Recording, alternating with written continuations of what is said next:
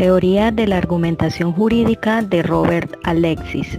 Su teoría de la argumentación jurídica se basa principalmente en 28 reglas fundamentales del discurso y se basa en los principios de sinceridad, no contradicción de normas, de universalidad y de uso común del lenguaje.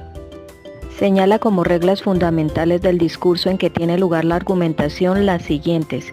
Ningún hablante puede contradecirse. Todo hablante solo puede afirmar aquello que él mismo cree.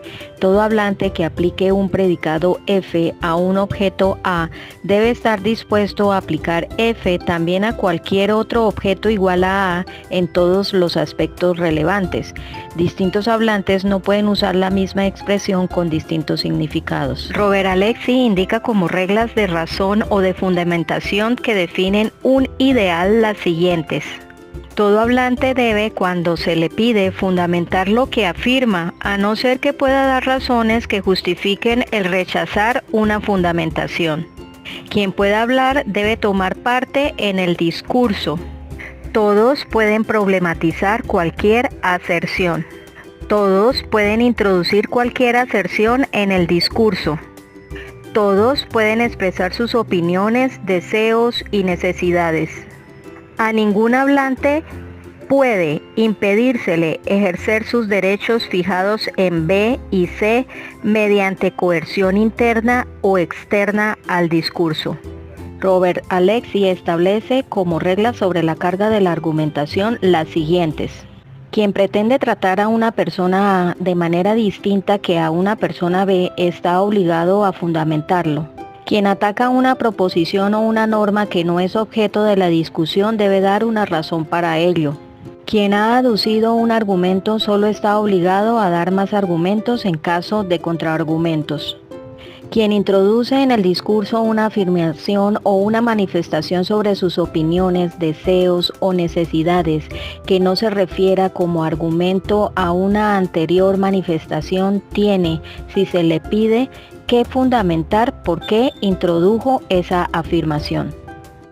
Las reglas de la fundamentación son las siguientes. Quien afirma una proposición normativa que presupone una regla para la satisfacción de los intereses de otras personas debe poder aceptar las consecuencias de dicha regla también en el caso hipotético del que se encuentre en la misma situación de aquellas personas. Las consecuencias de cada regla para la satisfacción de los intereses de cada uno debe poder ser aceptadas por todos. Toda regla debe poder enseñarse en forma abierta y general. Robert Alexis señala como reglas de transición las siguientes. Para cualquier hablante y en cualquier momento es posible pasar a un discurso teórico o empírico. Para cualquier hablante y en cualquier momento es posible pasar a un discurso de análisis del lenguaje. Para cualquier hablante y en cualquier momento es posible pasar a un discurso de teoría del discurso. Él establece como reglas y formas de la justificación interna que para la fundamentación de una decisión jurídica debe aducirse por lo menos una norma universal, que la decisión jurídica debe seguirse lógicamente al menos de una norma universal junto con otras proposiciones.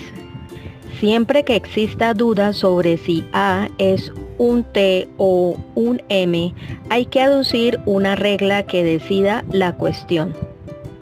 Son necesarios los pasos de desarrollo que permitan formular expresiones cuya aplicación al caso en cuestión no sea ya discutible. Y por último, hay que articular el mayor número posible de pasos de desarrollo. Robert Alexis, para demostrar la aplicación de la deducción en la justificación interna, pone el siguiente ejemplo. Quien comete asesinato debe ser castigado con la pena de reclusión mayor. Quien mata alevosamente comete un asesinato.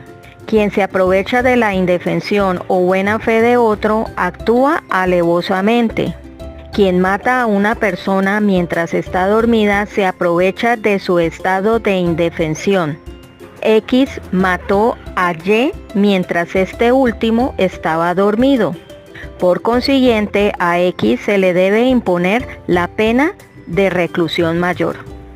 Robert Alexis señala las reglas y formas de la justificación externa. Se refiere a la justificación de premisas que pueden ser de tres tipos: reglas de derecho positivo, enunciados empíricos, presunción racional y carga de la prueba, y de reformulación de normas por argumentación jurídica. Uno de los principales puntos de interés en que se centra este autor alemán es la ponderación, y consiste en determinar que en caso de colisión de principios hay que definir cuál de los intereses abstractamente del mismo rango posee mayor peso en el caso concreto. Por ejemplo, cuando al resolver un caso entrarán en conflicto el derecho a la información y el derecho a la intimidad. Señala como la regla de oro para la ponderación la siguiente: cuando mayor sea el grado de lesión de un principio constitucional, tanto mayor es la necesidad de satisfacer el principio en contrario. Alexis señala como pasos de la ponderación. Primero, en el primer paso es preciso definir el grado de la no satisfacción o de afectación de uno de los principios. En segundo paso, se define la importancia de la satisfacción del principio que juega en sentido contrario. En el tercer paso, debe definirse la importancia de la satisfacción del principio contrario que justifica la afectación o la no satisfacción del otro.